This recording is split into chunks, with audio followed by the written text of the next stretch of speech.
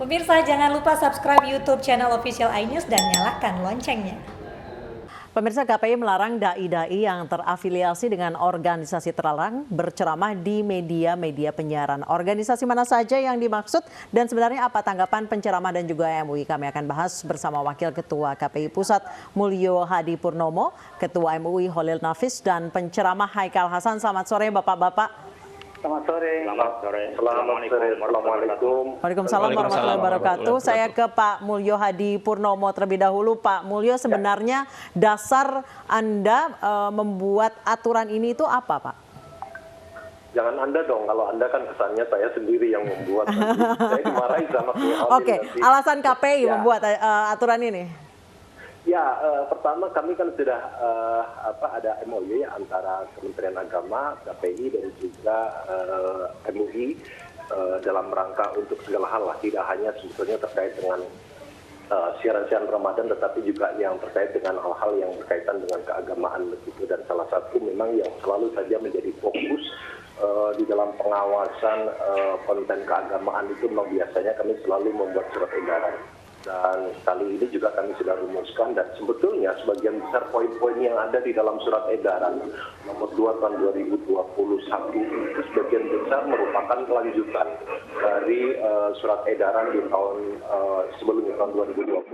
Nah, ada hal-hal yang tambahan poin soal organisasi terlarang itu baru tahun ini atau lanjutan dari tahun-tahun lalu, Pak? Ya, betul. Tetapi juga jangan dibaca semata-mata kemudian melarang gitu ya. Karena di dalam poin yang kami sebutkan di poin 6D itu disebut adalah mengutamakan gitu ya, mengutamakan itu artinya bahwa memperhatikan hal-hal yang sebetulnya perlu untuk diperhatikan di setiap lembaga penyiaran ketika kemudian mau menghadirkan dai-dai begitu ya.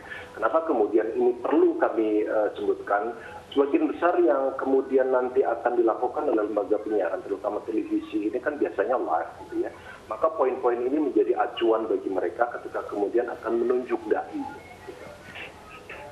Baik, banyak yang bilang aturan nomor 6 poin D ini offside, Pak. Tanggapannya?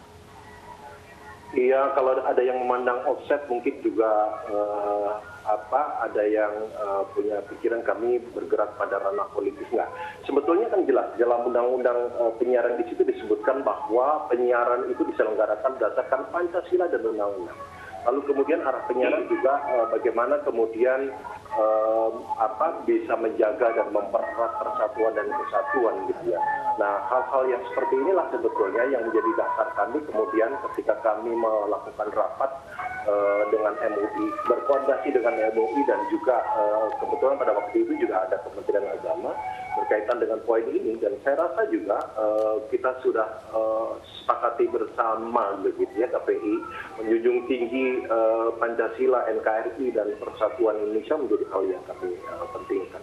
Kami menjaga agar kemudian di dalam siaran Ramadan itu tetap sejuk gitu ya, tidak menimbulkan dampak yang kemudian bisa menjadi polemik di masyarakat.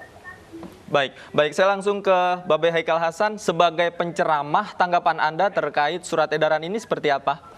Mengada-ngada, bukan cuma mengada-ngada, tapi ini baru pernah terjadi. Dan tanpa ada aturan itu pun, kami yang terindikasi oposisi, walaupun saya tidak pernah terkait dengan organisasi manapun ya yang terlarang ya, itu sudah dihambat. Apa perlu saya beberkan?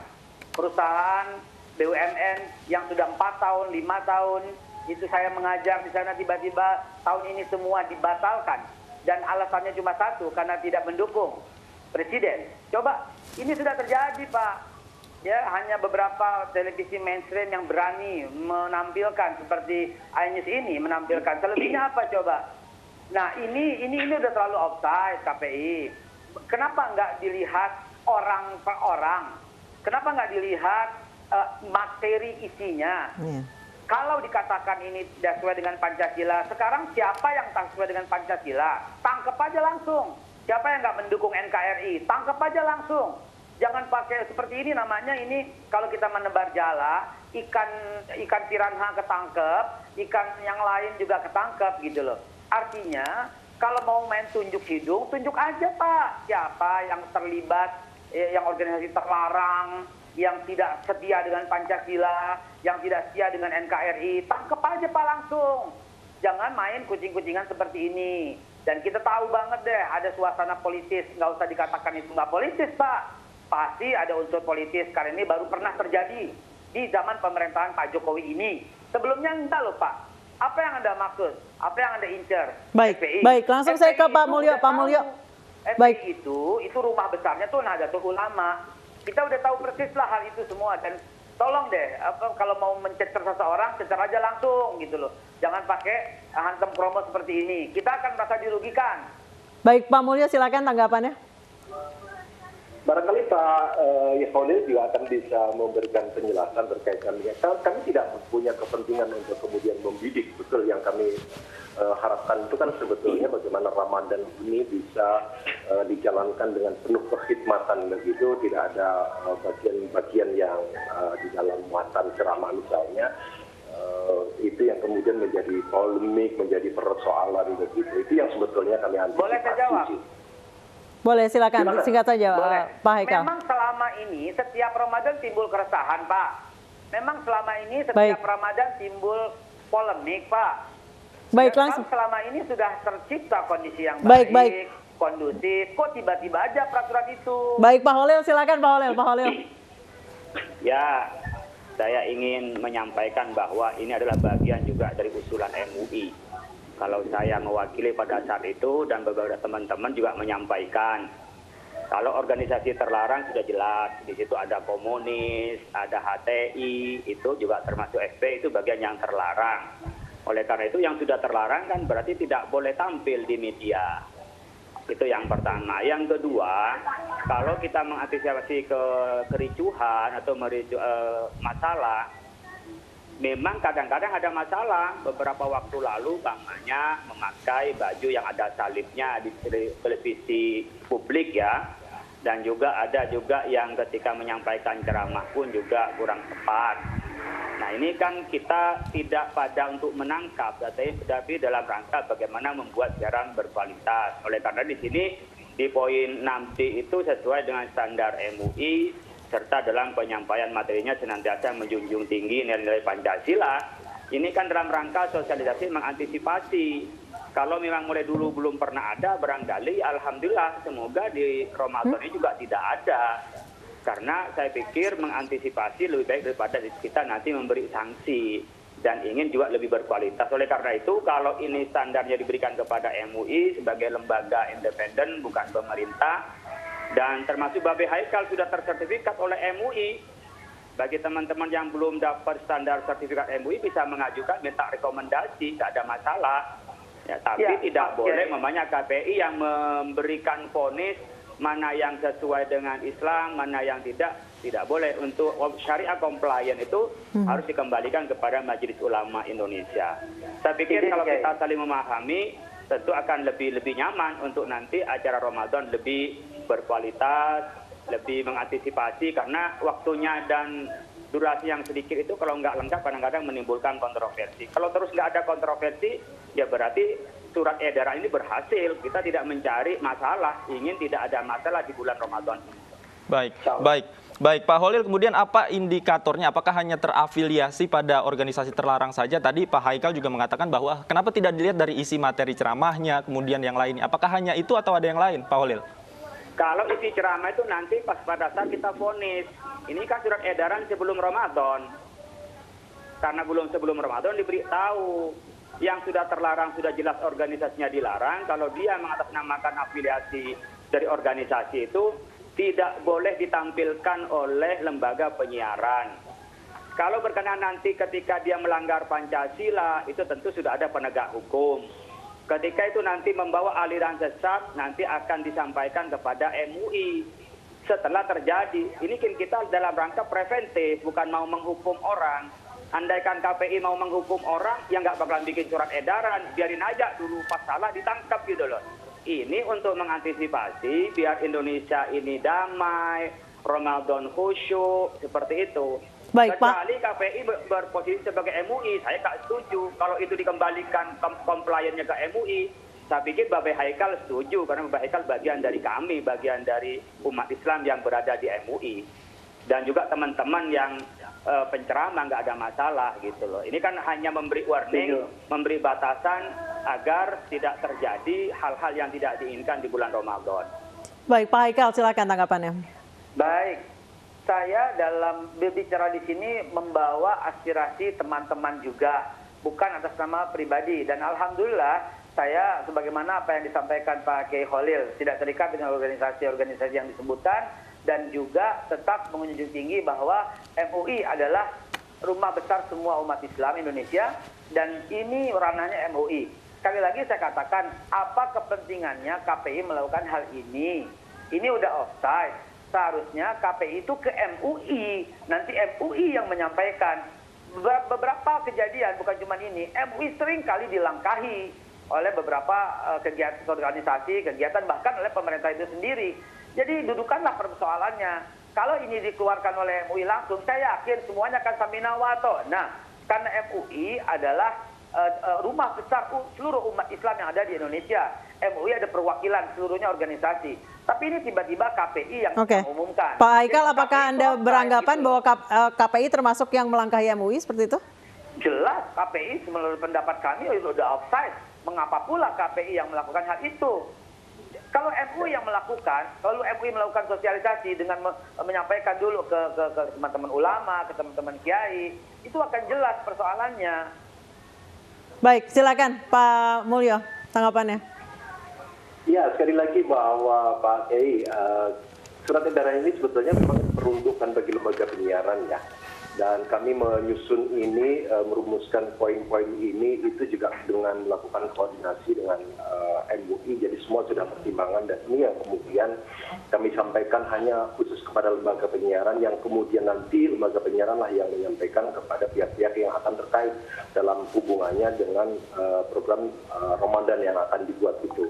Kemudian juga kenapa ini dibuat lebih awal? Kami ini kan seperti apa tadi yang disampaikan oleh ya Khalil, bahwa ini adalah satu bentuk antisipasi agar kemudian di belakang tidak terjadi sesuatu hal berkaitan dengan muatan-muatan, terutama siaran-siaran ceramah Ramadan yang mungkin atau bahkan seringkali itu disampaikan secara live.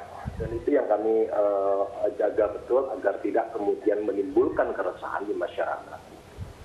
Baik. Jadi ini juga bagi kami agak terlambat juga kalau sebulan sebelum Ramadan, harusnya sejak awal tahun ini sudah kami sampaikan ini agar teman-teman lembaga penyiaran bisa lebih mempersiapkan diri. Baik, Pak Khalil silakan. Berarti kalau misalnya untuk dai-dai itu akan sosialisasi disampaikan oleh MUI?